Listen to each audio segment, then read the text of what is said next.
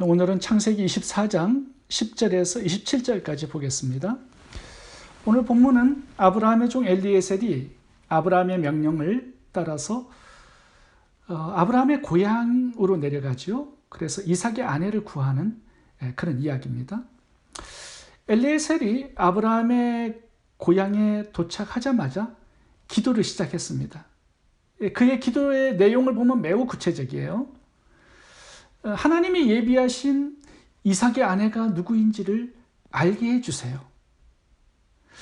우물가에 나오는 여인 중에 물을 달라고 요청하면 물만 주는 것이 아니라 낙타 10마리에게도 물을 길러서 주는 그 여인이면 하나님께서 예비하신 이삭의 아내로 제가 알겠습니다. 이렇게 기도를 합니다.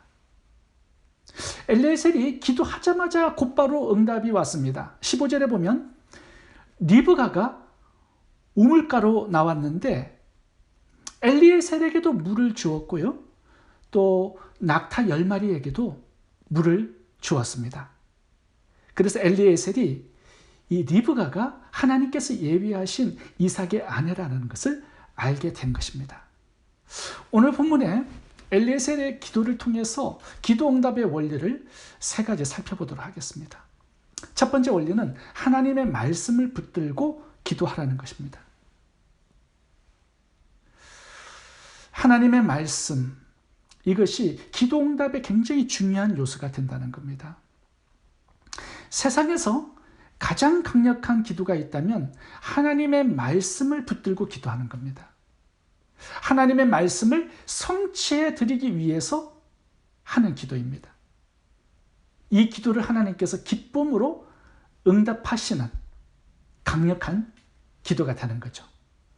오늘 본문의 엘리에셀의 기도가 이 말씀을 붙든 기도입니다. 그리고 말씀을 성취하기 위해서 드린 기도였습니다. 자기의 어떤 욕심을, 야망을 이루기 위한 기도는 아니었죠. 하나님의 뜻을 이루기 위한 기도였습니다. 하나님께서는 이삭의 후손으로 예수님을 이 땅에 보내신다라고 약속을 하셨죠. 엘리에셀은 그 하나님의 약속을 성취해 드리기 위해서 기도를 하고 있습니다. 그래서 엘리에셀의 기도가 강력한 기도였고요. 절대 응답을 가져온 기도가 된 것입니다.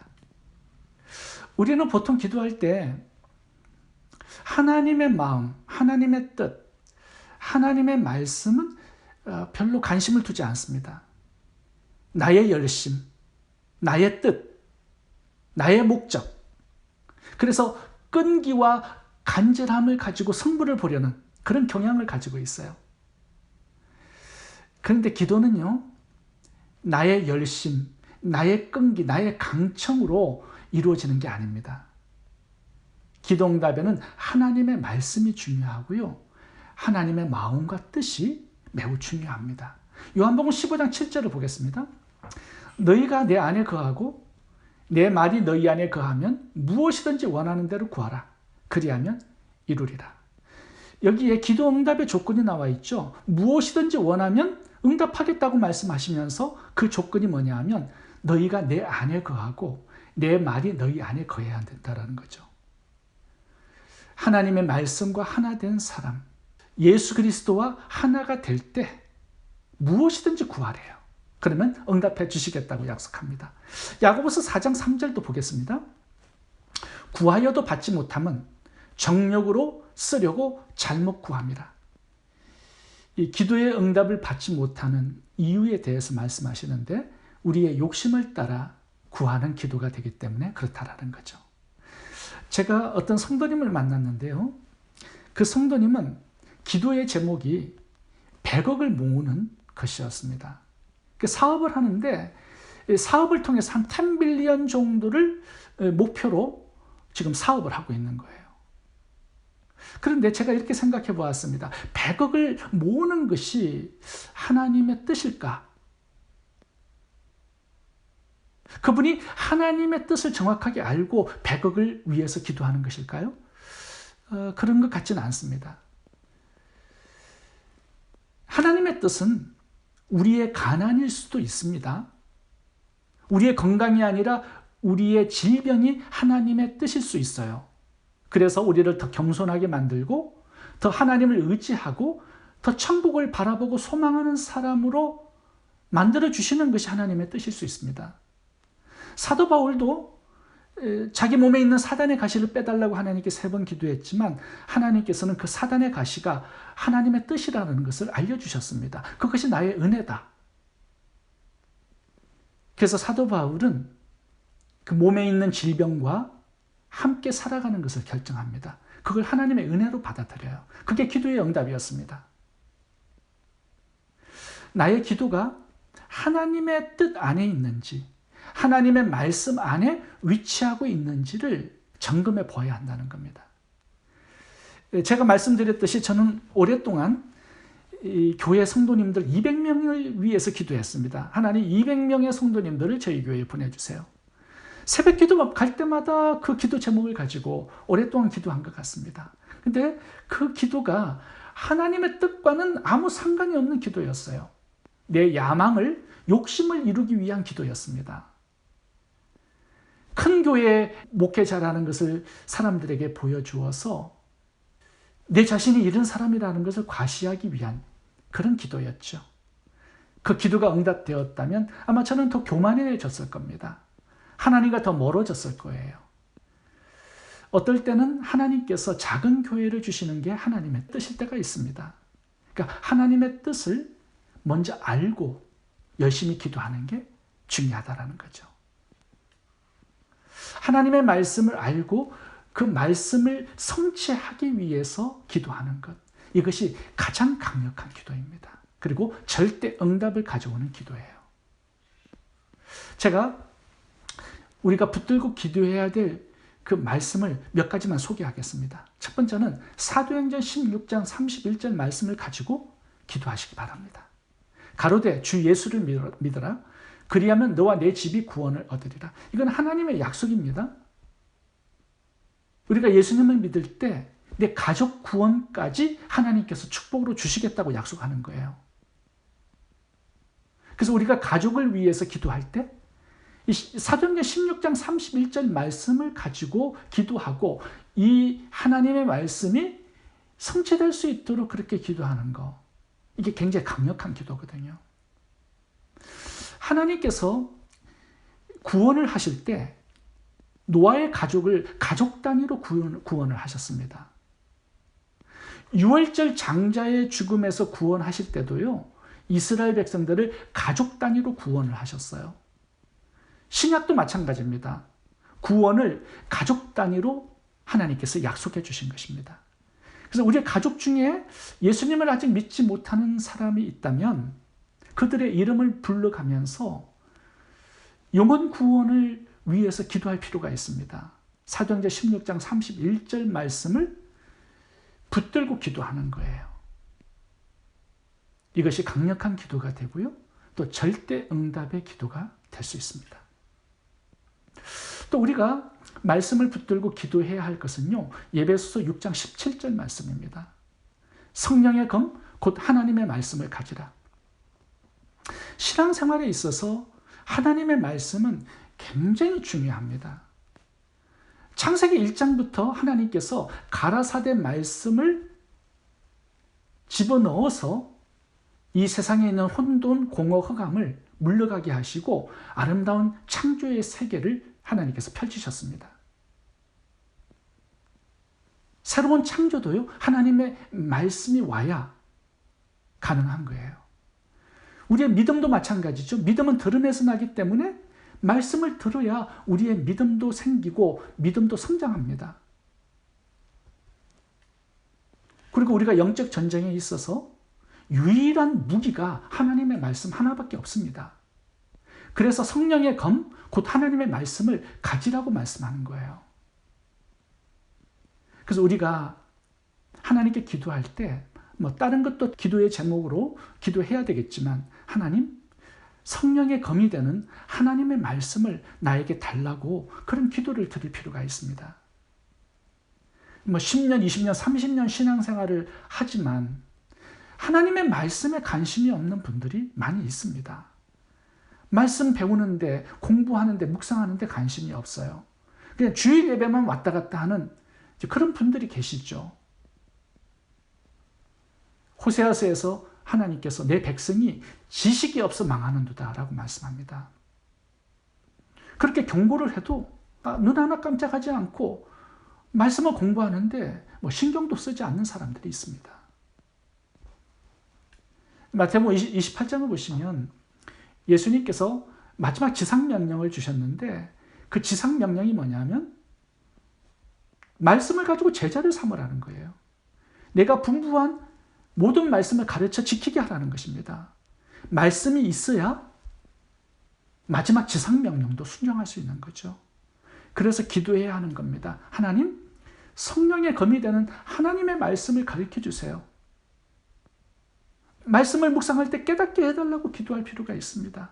하나님, 말씀을 배워서 내 믿음도 지키고 남을 가르치고 제자를 삼고 지상명령에 순종하겠습니다.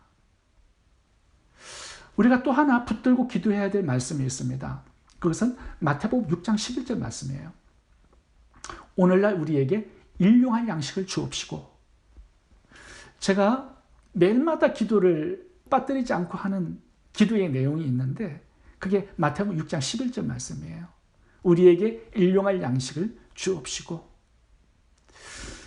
하나님께서 주신 이 축복을 나누어야 될 사람들, 구제해야 될 사람들, 제가 섬겨야 될 사람들을 만나게 해달라고 매일 기도합니다. 우리에게 일용할 양식을 달라고 기도하라고 말씀하죠. 우리에게 주신 여분의 양식을 나누어야 될 그런 대상들을 만나게 해달라고 기도할 필요가 있다는 거죠. 성경에 보시면 구제하라는 명령이 상당히 많이 나옵니다. 그래서 기도하는 거예요. 하나님, 제 주위에 목회자, 홀사모, 그리고 선교사님들 중에 재정이 부족해서 사역이 어려운 그런 사역자들을 하나님 만나게 해주세요. 그래서 하나님께서 맡기신 이 달란트를 잘 집행할 수 있도록 선한 청지기가 되게 해달라고 저는 매일 기도하고 있습니다. 하나님의 약속의 말씀을 붙들고 기도하는 것, 이 기도가 가장 강력한 기도이고요. 하나님께서 기쁜 마음으로 응답해 주시는 기도가 되는 것입니다. 두 번째 응답받는 기도의 요소는 행동하라는 것입니다. 행동하라.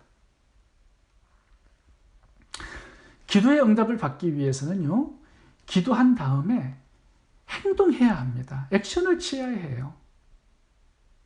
아브라함과 엘리에셀은 이삭의 아내를 구하기 위해서 오랫동안 기도했습니다. 그런데 기도의 응답이 어디에서 주어졌냐 하면 메소포타미아 나홀의 성 우물가에서 하나님의 응답이 주어졌습니다. 그래서 기도한 다음에 기도 응답을 받기 위해서는요, 집안에 가만히 앉아서 기다리면 절대로 응답 받을 수 없습니다. 기도 응답을 받을 장소로 찾아가야 해요. 액션을 취하고 노력하고 땀을 흘리고 행동해야 합니다. 그럴 때 하나님께서 예비하신 응답을 만날 수 있는 거예요. 엘리에셀이 기도하고 구체적으로 행동했을 때 하나님께서 예비하신 응답을 우물가에서 만나게 된 것입니다. 직장을 위해서 기도하는 분들이 있다면 직장을 찾아봐야 되겠죠. 이력서를 제출하면서 열심히 노력하면서 돌아다녀 봐야 되는 거죠. 사업의 축복을 위해서 기도하는 분이라면 그 맡은 사업을 연구하고 또 사업장을 찾아다니면서 앞서가는 모델을 배우고 공부해야 되겠죠. 좋은 멘토나 스승을 만나서 배움의 시간을 가져야 되겠죠. 배우자를 위해서 기도하면 선도 보고 사람을 적극적으로 만나보는 이런 노력이 필요합니다. 예전에 저희와 함께 살다가 지금은 플로리다로 이사한 데니엘 형제님은요, 아내를 만나기 위해서 꽤 오랫동안 기도를 하셨습니다. 근데 미국에서 만나지 못했고요, 한국에 가서 만나게 되었어요. 이제 한국에서 온라인 데이트 사이트에 등록을 했습니다. 이제 그 사이트에서 결혼 대상자를 이제 소개해 주잖아요. 자매님을 만난 거예요. 그 만나서 데이트를 하다 보니까 마음에 들어서 결혼을 해가지고 미국으로 돌아온 것입니다. 만약에 다니엘 형제님이 기도만 하고 소극적으로 기다리고 아무것도 하지 않았다면 그 자매님을 만나서 결혼하기란 어려웠을 겁니다. 마태복음 7장 7절을 같이 보도록 하겠습니다. 여기에는 기도 응답의 필수적인 요소가 들어있습니다. 마태복음 7장 7절 8절입니다. 구하라 그리하면 너희에게 주실 것이요 찾으라 그리하면 찾아낼 것이요 문을 두드리라 그리하면 너희에게 열릴 것이니 구하는 이마다 받을 것이요 찾는 이는 찾아낼 것이요 두드리는 이에게는 열릴 것이니라. 이제 구한 다음에 액션을 취하라는 거죠. 찾아보고 문을 두드려 보고 행동을 하라는 것입니다. 그럴 때 하나님께서는 삶의 어떤 장소에서 응답을 주시겠다라는 거죠. 제가 교회 장소가 없어가지고 굉장히 많은 교회들을 방문했습니다. 매일 기도했죠. 응답을 믿었기 때문에 계속 교회들을 찾아다니면서 빌려달라고 요청을 참 많이 했습니다. 대부분의 교회가 거절했지만 몇 군데는 미팅을 거쳐서 알려주겠다라는 말씀을 하셨어요. 그 중에 하나가 지금 우리가 사용하고 있는 미국 교회입니다. 제가 기도하고 액션을 취했을 때 하나님의 예비하심과 기도의 응답을 만나게 된 것입니다. 이것이 성경적 기도 응답의 원리예요. 기도하고 행동하는 것입니다. 세 번째 기도 응답의 원리가 있는데요. 그것은 선을 행하는 것입니다. 기도의 응답을 리브가의 입장에서 생각해 보겠습니다. 리브가의 부모님도 딸의 결혼을 위해서 꽤 오랫동안 기도했을 겁니다. 하나님, 믿음의 말씀의 신앙인을 주세요. 많이 기도했을 거예요.